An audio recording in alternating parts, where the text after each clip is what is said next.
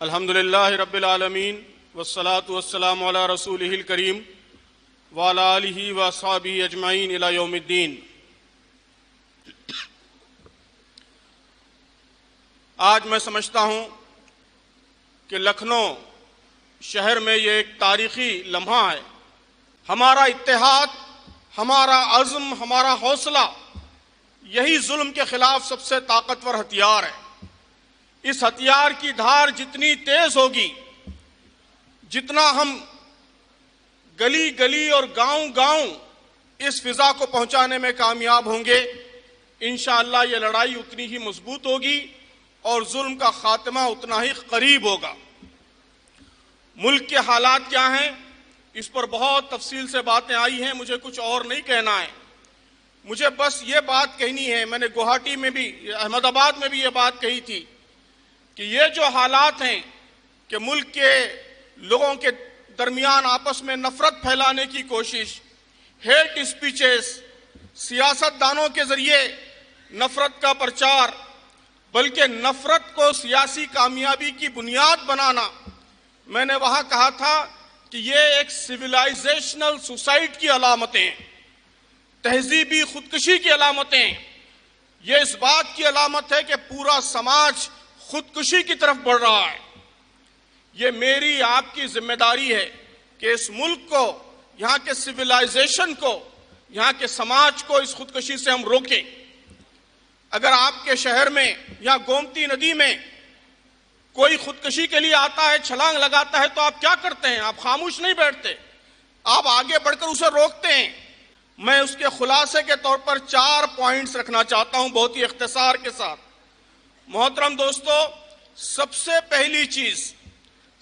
پہلی چیز جو ضروری ہے وہ یہ کہ ان حالات سے ہم ہرگز نہ ڈریں، ہرگز مایوسی کا شکار نہ ہوں۔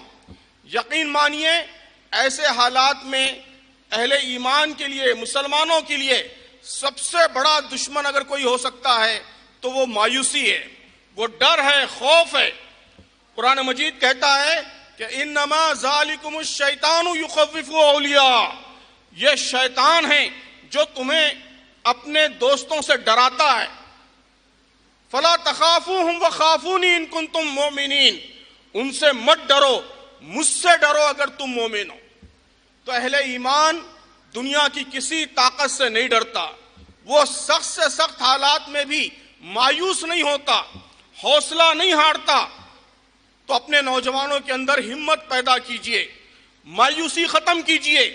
رات دن رونا، ماتم کرنا اور حالات کا واویلا کرنا، دوستو اس سے کبھی حالات نہیں سدھرتے، اس سے صرف مایوسی پھیلتی ہے، اس سے صرف ڈر پھیلتا ہے۔ ڈرنے کی ہرگز کوئی ضرورت نہیں ہے۔ یقین جانیے، یا ابھی یاسین علی عثمانی صاحب نے فرمایا کہ رات جب تاریک ہو جاتی ہے تو وہ صبح کے قریب ہونے کی علامت ہوتی ہے۔ اس سے آگے بڑھ کر آپ یہ یقین بھی پیدا کیجئے کہ ظلم ہمیشہ انتہائی کمزور ہوتا ہے، ظالم ہمیشہ انتہائی کمزور ہوتا ہے، اس کی بنیاد انتہائی کمزور ہوتی ہے۔ ہمارا ڈر، ہمارا خوف اور ہماری بے ہمتی اس کو طاقت پہنچاتی ہے۔ اگر ہم یہ اعلان کر دیں کہ ہم ہرگز ڈرنے والے نہیں ہیں تو ظالم کی طاقت خود بخود ختم ہو جائے گی، وہ زمین بوس ہو جائے گا۔ تو پہلی گزارش یہ ہے کہ اپنے اندر سے، امت کے نوجوانوں کے اندر سے، پوری امت سے مایوسی، ڈر، خوف، اس کو بالکل نکال دیجئے۔ دوسری چیز، اپنے اصولوں پر، اپنے دین پر، اپنے ایمان پر، اپنے پرنسپلز پر پوری استقامت کے ساتھ ڈٹے رہیں۔ Perseverance is the most powerful form of resistance, کہ اس دنیا میں ظلم کی مزاحمت کے جتنے راستے ہیں اور جتنے طریقے ہیں، اس میں سب سے طاقتور طریقہ استقامت ہے۔ کہ آدمی جب اپنے اصولوں پر اور اپنے پرنسپلز پر پہاڑ کی استقامت کی طرح، پہاڑ کی استقامت کے ساتھ ڈٹ جاتا ہے، تو یہ ظالم کی اور ظلم کی سب سے بڑی مزاحمت ہوتی ہے۔ تو ہم اعلان کریں کہ ہم اپنے ایمان سے ایک قدم پیچھے ہٹنے والے نہیں ہیں، ہم اپنے اصولوں سے 1 ملی میٹر ڈیویٹ ہونے والے نہیں ہیں۔ ہم پہاڑ کی استقامت کے ساتھ ہر طرح کے حالات میں اپنے دین پر قائم رہیں گے، اپنے اصولوں پر قائم رہیں گے، اپنے پرنسپلز پر قائم رہیں گے۔ اللہ تبارک و تعالیٰ نے قرآن مجید میں فرمایا ہے کہ ایسے حالات انبیاء علیہ السلام کو بھی درپیش ہوئے۔ وَكَأَيِّن مِّن نَبِيٍّ قَاتَلَ مَعَهُ رِبِّيُّونَ كَثِيرٌ، اور نبیوں نے کیا کیا؟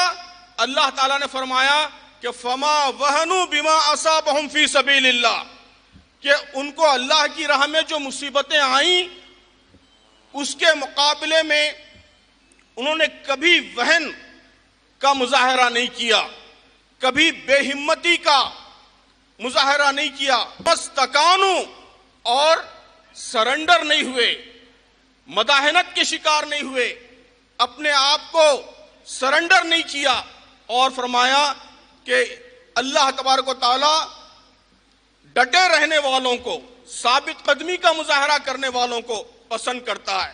تو یہ چار باتیں جو اللہ تعالیٰ نے انبیاء کے حوالے سے کہی ہیں، انبیاء کے اسوے کے حوالے سے کہی ہیں کہ پست ہمت نہیں ہونا، فما وہنو ومستکانو، اور سرنڈر نہیں ہونا، مداحنت کے شکار نہیں ہونا، اور وما ضعفو، کمزوری کا مظاہرہ نہیں کرنا، اور ثابت قدم رہنا۔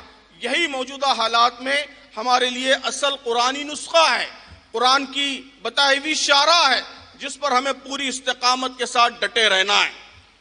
تیسری چیز جو یہاں ہمارے اکثر بزرگوں نے بیان کی کہ انصاف کے لیے اٹھ کھڑے ہونا، یہ ہماری صرف ایک ملی ضرورت نہیں ہے، یہ صرف ایک ملکی ذمہ داری نہیں ہے، بلکہ ہماری دینی شرعی ذمہ داری ہے، مسلمان ہونے کی حیثیت سے ہمارا فریضہ ہے۔ اللہ تعالیٰ نے قرآن میں اس کا ہمیں حکم دیا ہے، کونوا قوامین للہ شہداء بالقسط۔ ابھی آج جن آیات کی تلاوت سے ہماری اس محفل کا آغاز ہوا، اس میں یہ آیت بھی پڑھی گئی کہ انصاف کے لیے اٹھ کھڑے ہونے والے اور اللہ کے لیے گواہی دینے والے بنو۔ تو ہمیں صرف اپنے حقوق کے لیے نہیں بلکہ اس ملک کے ہر مظلوم کے لیے اٹھ کھڑا ہونا ہے، ہر مظلوم کی لڑائی لڑنی ہے، اور کسی مسلمان پر ظلم ہوتا ہے تو ہم اس کو بھی اپنی لڑائی سمجھیں گے۔ اس جذبے کے ساتھ ہم آگے آئیں گے، اپنی شرعی ذمہ داری ادا کرنے کے لیے آگے آئیں گے، تو اسی کے نتیجے میں اللہ تعالیٰ کی مدد اور اللہ تعالیٰ کی نصرت ہمارے شامل حال ہوگی۔ چوتھی بات محترم بزرگوں اور دوستو، یہ کام کرنے کے لیے ضروری ہے کہ ہم یہاں کے پیغام کو، یہاں کے میسیج کو گلی گلی گاؤں گاؤں پہنچائیں۔ یہ صرف ایک کانفرنس نہیں ہے، ایک مہم ہے، ایک ابھیان ہے، ایک کیمپین ہے، ایک آندولن ہے۔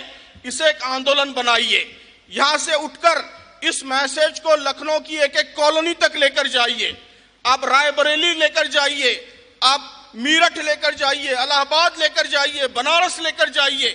کوشش کیجئے کہ یہاں جو فضا بنی ہے اتحاد کی، برادران وطن کے ساتھ اشتراک کی اور مل جل کر انصاف کے لیے لڑنے کی، وہ فضا اتر پردیش کے ہر شہر میں قائم ہو جائے۔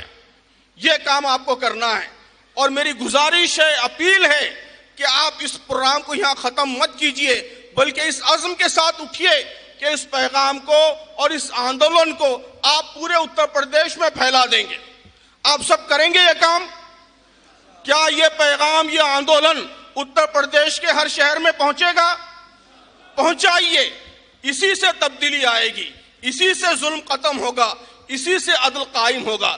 تو یہاں ساری ملی تنظیمیں انہوں نے اسی مقصد کے لیے شروعات کی ہے کہ ہم ملک کے گوشے گوشے میں مسلمانوں کو یہ پیغام دیں کہ موجودہ حالات میں صرف ماتم کرنا، صرف اس کی شکایت کرنا، اس پر ہم مطمئن ہو کر نہ بیٹھ جائیں، بلکہ حالات کو بدلنے کے لیے ہم اٹھ کھڑے ہوں۔